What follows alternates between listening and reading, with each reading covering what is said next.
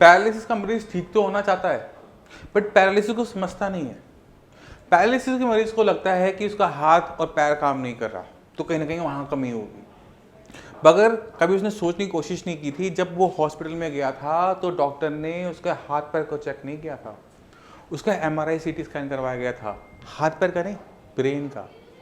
क्यों करवाया था? डॉक्टर को पता है कि दिक्कत कहीं ना कहीं उसके हाथ पैर में नहीं, उसके ब्रेन के अंदर है। ब्रेन के अंदर ऐसा क्या हुआ था, हमारे दिमाग के अंदर ऐसा क्या होता है कि हमारा हाथ पैर पैरालिसिस के अंदर बंद हो जाता है। जब भी किसी को लकवे का अटैक हुआ, पैरालिसिस का अटैक हुआ, तो दिमाग के अंदर या तो खून का थक्का आया होता है या किसी टाइप की नस फटी होती है। अब खून का थक्के से आपका हाथ पैर कैसे बंद होता है, इसको समझना हर लकवे के मरीज के लिए जरूरी हो जाता है। खून दिमाग में जा रहा है तो उसके साथ क्या लेके जा रहा है? ऑक्सीजन, दिमाग के सेल्स के लिए खाना पानी। अब उसमें क्लॉट आ गया, एक जो भाव है वो रुक गया, तो क्या होगा कि दिमाग तक खून ऑक्सीजन प्रॉपर तरीके से पहुंच पाएगा। अब अगर वहां पर खून नहीं पहुंचा, ऑक्सीजन नहीं पहुंची, खाना नहीं पहुंचेगी, तो कितनी देर तक हमारे ब्रेन के सेल जिंदा रह पाएंगे? कुछ मिनट, कुछ घंटे। अब ये जो पहले 4 घंटे होते हैं, ये लकवे के मरीज के लिए बहुत ज़्यादा इंपॉर्टेंट होते हैं। क्यों होते हैं इसको समझने की कोशिश करना। अगर इन 4 घंटे के अंदर ये क्लॉट निकल जाता है तो पैरालिसिस होता ही नहीं है, क्योंकि 4 घंटे भूखे प्यासे रह सकते हैं। मगर अगर ये 4 घंटे किसी से मिस हो जाएं, पहले 4 घंटे, तो हम क्या देखते हैं कि पेशेंट का हाथ और पैर बंद हो जाता है, क्योंकि ब्रेन का वो हिस्सा जो हाथ पैर को चलाता था, उसे कंट्रोल करता था, वहाँ की मांसपेशियों को कमांड देता था कि तुमने अब हिलना है, ऐसे उठना है, ऐसे बैठना है, वो खराब हो गया। यानी आपकी कंपनी का बॉस अगर खराब है तो उस कंपनी को डूबने से कोई नहीं बचा सकता। इसी तरह से अगर ब्रेन का एक हिस्सा जो आपके हाथ पैर को चलाता था वो खराब हो जाए तो आपको पैरालिसिस से कोई नहीं बचा सकता। अब अगर दिमाग के अंदर नस फटी है तो दिमाग के अंदर खून फैल जाता है, फैल गया तो भी दिमाग को नुकसान हुआ। तो कहने का मतलब ये है कि लकवा सबसे बड़ा कारण दिमाग के हिस्से को नुकसान पहुंचना ही है। अब दिमाग का एक हिस्सा मर गया तो उसको जिंदा कर सकते हैं? नहीं कर सकते। क्यों? क्योंकि वो मर गया। अगर कोई डॉक्टर दिमाग के हिस्से को दोबारा से जिंदा कर दे तो शायद वो पूरे शरीर को जिंदा कर सकता है, और ऐसी ताकत किसी के पास नहीं है जो दिमाग के हिस्से को दोबारा से जिंदा कर दे। इसी वजह से लकवे को, पैरालिसिस को एक ऐसी लाइलाज बीमारी माना जाता है जहां पर डॉक्टर कहते हैं कि फिजियोथेरेपिस्ट के पास जाओ, वो तुम्हारी मदद करेगा। फिजियोथेरेपिस्ट कहता है हम काम कर रहे हैं, और पेशेंट लगा रहता है और उसमें कोई सुधार देखने को नहीं मिलता। मगर कभी समझने की कोशिश की कि जब आपके ब्रेन का वो हिस्सा मर गया था, आप बिल्कुल बेड पे थे, हाथ नहीं चल रहा था, पैर नहीं चल रहा था, आवाज नहीं चल रही थी, तो पहले 6 महीने में आपके शरीर के अंदर सुधार कैसे आया? कैसे चलने लगे, कैसे बोलने लगे? क्योंकि दिमाग का वो हिस्सा तो मर गया था। तो तरीके से, किताबों के हिसाब से तो आपको दोबारा से चलने लायक, बोलने लायक बनना ही नहीं चाहिए था। मगर आपने कभी ये समझने की कोशिश नहीं की होगी कि हमारे हर शरीर के पास, हर शरीर के अंग के पास एक ताकत होती है। आपकी स्किन कट जाए, हड्डी टूट जाए, जुड़ जाती है। इसी तरह से किसी भी वजह से ब्रेन को नुकसान पहुंच जाए, चोट पहुंच जाए, तो क्या होता है? ब्रेन उसमें सुधार लाने की कोशिश करता है, और वो जो सुधार लेकर आता है और वही आपको पहले 6 महीने में खड़ा कर देता है, चलने लायक बना देता है, बोलने लायक बना देता है, हाथ चलने लग जाते हैं, बात करने लायक लग जाते हो, चीज़ों को समझने लायक लग जाते हो। मगर 6 महीने के अंदर ये सुधार आना बंद हो जाता है। यानी अगर आज मुझे लकवा हुआ तो अगले 6 महीने में मेरे में जो सुधार हुआ वो हुआ। उसके बाद कोई संभावना बहुत कम हो जाती है कि मैं जो एक्सरसाइज कर रहा हूँ, मैं जो दवाई खा रहा हूँ, वो मेरे पे काम करेगी। दवाई तो छोड़ो, दवाई है ही नहीं लकवे की। एक लकवे का मरीज अपना पर्चा निकाले और एक एक दवाई की सॉल्ट को खुद ब खुद सर्च करके देखेगा तो क्या दिखता है? अरे इसमें तो कोई ब्रेन के लिए दवाई ही नहीं है। मल्टीविटामिन खाने से मेरे ब्रेन में ऐसा क्या सुधार हो जाएगा कि वो दोबारा से काम करने लग जाएगा? तो ये चीज़ें नहीं देखने को मिलती कि हम अगर मल्टीविटामिन खा रहे हैं, ताकत की दवाई खा रहे हैं, बीपी की दवाई खा रहे हैं, शुगर की दवाई खा रहे हैं, कोलेस्ट्रॉल की दवाई खा रहे हैं, उससे मेरा ब्रेन ठीक हो जाए। इसी वजह से ब्रेन पे काम करना ज़रूरी है। ब्रेन पे काम करोगे लकवे को हरा पाओगे, ब्रेन पे काम नहीं करोगे कोई भी दवाई आप पे काम नहीं करेगी। अब सवाल ये उठता है, भाई ब्रेन का हिस्सा तो वो मर गया था, जिंदा कैसे करें? ब्रेन ने पहले 6 महीने में क्या किया था? अपने घाव भरे। कैसे भरे? ये स्किन की तरह नहीं भरते कि चमड़ी कट गई और भर गए। ब्रेन के जो सेल होते हैं वो आपस में बातचीत करते हैं। यानी अगर मैं आपसे बात कर रहा हूं तो मैं बहुत सारे दिमाग के हिस्सों को इस्तेमाल कर रहा हूं। एक हिस्सा दूसरे हिस्से से बात कर रहा है। ये बात कैसे करता है? इनमें कोई फ़ोन तो होता नहीं, फ़ोन उठाया, इंटरकॉम उठाया, सामने वाले डिपार्टमेंट को बोल दिया हाँ जी ये काम करना है, ऐसा तो होता नहीं। तो इनके बीच में एक संचार प्रक्रिया होती है, एक कनेक्शंस होते हैं जिन्हें हम कहते हैं इंटरडेंड्राइट कनेक्शंस। ये आपस में इलेक्ट्रिकल सिग्नल सेंड करते हैं। मुझे कुछ चाहिए, मैं इलेक्ट्रिकल सिग्नल सेंड करूंगा, दूसरा हिस्सा उसको लेगा और आगे उसको रिले करेगा। तो ये जो कनेक्शंस होते हैं ये हमें सोचने की, समझने की शक्ति देते हैं। और किसी के दिमाग में ये जितने इंटरडेंड्राइट कनेक्शन जितने ज़्यादा कॉम्प्लेक्स होते हैं, जितने ज़्यादा कॉम्प्लिकेटेड तरीके से बने हुए होते हैं, दिमाग उतनी ही ऊंचा सोच पाता है। हर इंसान पढ़ाई में अच्छा नहीं होता, हर इंसान कैलकुलेशन में अच्छा नहीं होता, हर इंसान एस्ट्रोनॉट नहीं बनता, हर इंसान एक जैसा नहीं होता है, क्योंकि हमारे दिमाग के अंदर ये जो इंटरडेंड्राइट कनेक्शंस हैं ये अलग अलग तरीके से बने हुए होते हैं। इसी वजह से हम अलग अलग काम करने में अच्छे होते हैं। ये जो इंटरडेंड्राइट कनेक्शंस हैं, ये जो कनेक्शन है, जो दिमाग आपस में एक दूसरे से बात कर रहा है कि ठीक है ये हाथ उठाना, ये पैर उठाना है, कनेक्शंस है ना, वो एक को कमांड करते हैं, फिर वो कमांड धीरे धीरे हमारे हाथ की मांसपेशियों तक आती है, हमारी नर्व्स तक आती है, नर्व कहती है ठीक है मांसपेशियां उठ जाओ। कनेक्शन है ना, दिमाग से आपके हाथ का क्या कनेक्शन है? तो पूरा जाल बिछा हुआ होता है हमारी बॉडी के अंदर नर्वस सिस्टम का, नर्व्स का। और अगर ब्रेन ने कुछ भी काम लेना होता है तो वो अपने नीचे नर्व्स को बोलता है कि जाओ यहाँ पर हाथ को हिलाओ, ये उंगलियां हिलाओ, इसको बोलने की ताकत दो, इसे समझने की ताकत दो। तो ये इंटरडेंड्राइट कनेक्शंस बहुत ज़्यादा ज़रूरी होते हैं और यही काम करते हैं, और वो उन्हीं में काम करते हैं जहाँ पर सेल जिंदा हैं। मरे में नहीं बन पाएंगे, मरे वाले तो मर गए, उसे भूल जाओ, पूरी तरह गवा दिया हमने उसको। तो जो हमारे जिंदा सेल हमारे ब्रेन में बचे हुए हैं, जिनको किसी टाइप का नुकसान खून की थक्की की वजह से या फिर ब्रेन हैमरेज की वजह से नहीं हुआ, वही सेल अपने अंदर और इंटरडेंड्राइट कनेक्शंस को बनाकर और कॉम्प्लेक्सिटी को लाकर उस काम को करना सीखते हैं। एग्जाम्पल समझने की कोशिश करो, मैंने यहाँ से जाना है चंडीगढ़। अब हमारे दिल्ली में किसान आंदोलन चल रहा है इस समय, पूरा बाईपास बंद कर रखा है, पूरी रोड हाईवे बंद कर रखा है। तो क्या मैं चंडीगढ़ जा पाऊंगा या नहीं जा पाऊंगा? मैं जा सकता हूँ, मैं गाँव का छोटा रास्ता ले लूँगा, टाइम ज़्यादा लगेगा बट मैं पहुँच जाऊँगा, है ना। तो इसी तरह से ब्रेन भी काम ये करता है कि जो हिस्सा डैमेज है उसको बाईपास करके निकल जाता है। क्यों, कैसे कर गया? इंटरडेंड्राइट कनेक्शन से कर गया। तो ये जो सेल जो हमारे ब्रेन में बचे हुए होते हैं, उनके अंदर अगर हम इंटरडेंड्राइट कनेक्शंस को और कॉम्प्लेक्स कर देते हैं तो कोई भी पैरालिसिस का पेशेंट दोबारा से चलने बोलने लायक बन सकता है। हाँ या ना? हाँ। अब ये इंटरडेंड्राइट कनेक्शंस पहले 6 महीने में तो अपने आप बने, किसी दवाई की जरूरत नहीं थी। अब इस टाइम के अंदर मरीज किसी गुरुद्वारे जाता है, मंदिर जाता है, दवाई करता है, फिजियोथेरेपी करता है, तो उसको सब में आराम मिलता है, क्योंकि ब्रेन कर रहा है, कोई दवाई नहीं कर रही, ब्रेन अपने आप कर रहा है। तो इस टाइम में किसी का भी हाथ लगता है तो मरीज को लगता है कि हाँ मैं ठीक हो जाऊंगा। ये 6 महीने बीत गए, उसके बाद आप किसी भी जगह चले जाओ आपको सुधार नहीं मिलता। क्यों? क्योंकि ब्रेन कर ही नहीं रहा। तो हमें डीप जाना होता है, दिमाग के अंदर जाकर उस हिस्से को पकड़ना होता है जहां पे जरूरत है। हमें उन इंटरनेट कनेक्शंस को बढ़ाना है, उन्हें और कॉम्प्लेक्स करना है। अब सवाल ये उठता है, क्या हम कर सकते हैं? कर सकते हैं। कैसे? उसको समझाने की कोशिश करता हूँ। एक बच्चा जब पैदा होता है तो उसके दिमाग के अंदर ये जो न्यूरॉन्स होते हैं, नंबर ऑफ न्यूरॉन्स, हम एक बात बताता हूँ, आपको पता नहीं होगी। जो हमारे दिमाग के अंदर न्यूरॉन्स होते हैं, जो सेल्स होते हैं जो हमारे दिमाग को बनाते हैं, वो हमारे पैदा होने से लेकर हमारे मरने तक इक्वल मात्रा में रहते हैं, वो बढ़ते नहीं हैं। हमारा दिमाग का साइज बड़ा होता चला जाएगा मगर सेल्स उतने ही रहेंगे।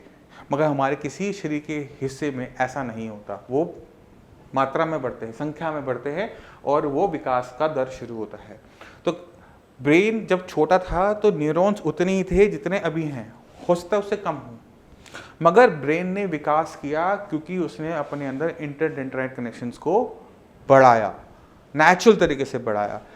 ये जो नेचुरल प्रक्रिया है, अगर हम इसे दोबारा से इनिशिएट कर सकें किसी भी तरीके से कि ब्रेन के अंदर जो इंटरडेंड्राइट कनेक्शंस बन रहे हैं वो और कॉम्प्लेक्स हो जाए और डेवलप हो जाए, तो क्या होगा? पैरालिसिस के मरीज के हाथ पैर में दोबारा चलने की, बोलने की क्षमता आ जाती है। और इसको करने के लिए हमें ब्रेन को और गहराई से समझना पड़ता है, क्योंकि ब्रेन की ये जो नए कनेक्शन हैं ये एज पर रिक्वायरमेंट बनते हैं। यानी अगर मुझे बोलने की इच्छा कर रही है, मैं बोलना चाहता हूं, मैं तभी बोल पाऊंगा, क्योंकि तभी मेरे ब्रेन के अंदर वो कनेक्शंस बनेंगे जो मुझे बोला पाएंगे। यानी अगर मैं चलना चाहता हूं तो मुझे चलने की कोशिश करनी पड़ेगी, अगर मैं कोशिश नहीं करता तो ये कनेक्शंस नहीं बनेंगे। तो जरूरी हो जाता है सही एक्सरसाइज का सिलेक्शन। आप कोई भी एक्सरसाइज करोगे, आप सोचते हो कि उससे आप ठीक हो जाओगे, कभी भी नहीं हो सकता। क्यों नहीं हो सकता? क्योंकि आपने अपने ब्रेन को उस तरफ धकेला जहां पर उस एक्सरसाइज के लिए जो मांसपेशी चाहिए, उनको चलाने के लिए जो कनेक्शन चाहिए, वहां पर वो बने। तो हमें एक एक्सरसाइज वो सिलेक्ट करनी पड़ती है जो आपके ब्रेन को डेवलप करे एक पर्टिकुलर काम के लिए। एग्जाम्पल से समझो, मैं बैंक में कैशियर हूं, मेरी आज पहली दिन है नौकरी का, मैं नोट गिन रहा हूं, पीछे लाइन लग जाती है। याद है पुराने दिन जब काउंटर नहीं हुआ करते थे नोट के, तो हम खड़े रहते थे कि मेरी बारी कब आएगी, कब वो अपने नोट गिनेगा और कब वो, है ना। मगर कुछ टाइम के बाद हम जाते हैं तो वही कैशियर फटाफट फटाफट फटाफट नोट गिन रहा होता है। कैसे गिन पाता है?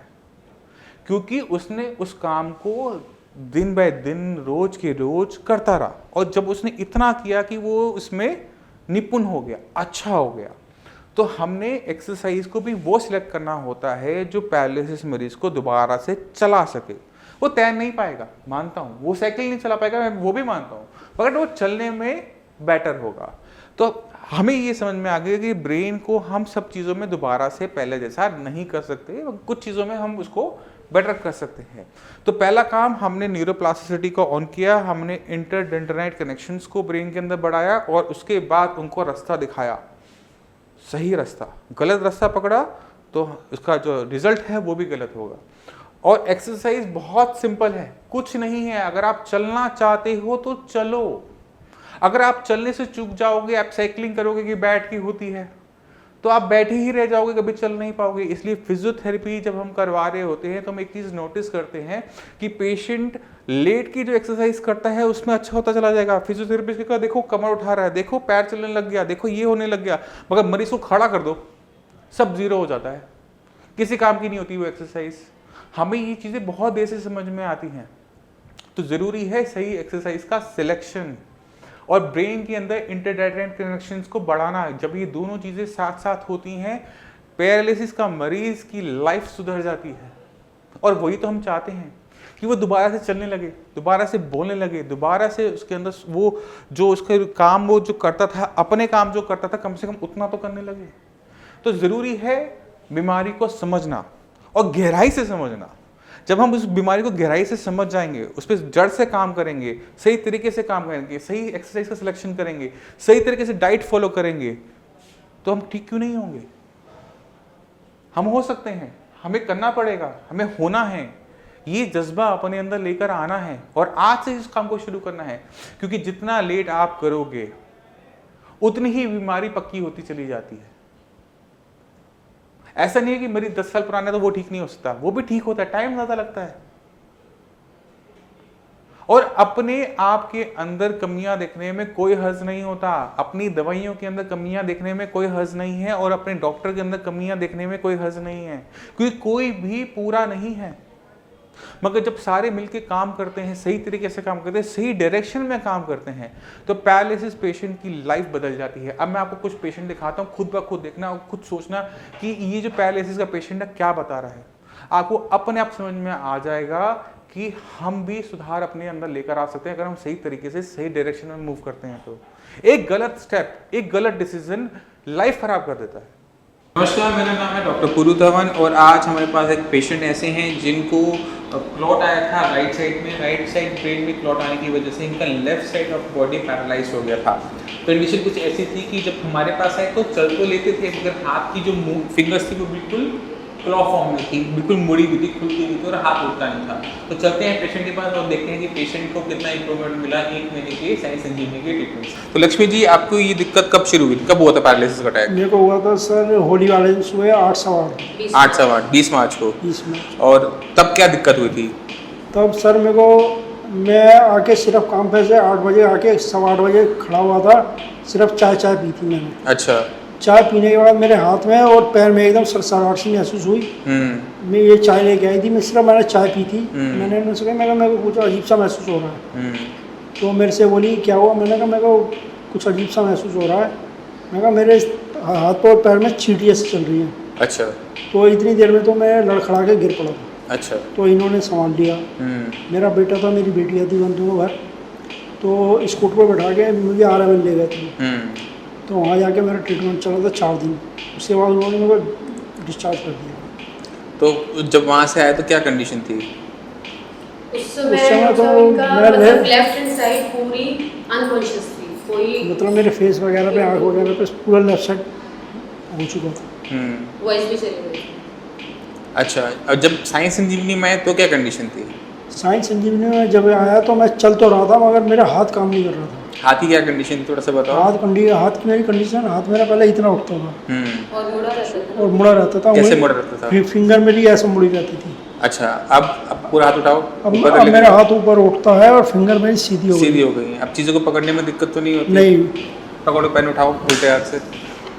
पहले कर पाते थे इसको? नहीं, पहले नहीं कर पाते थे।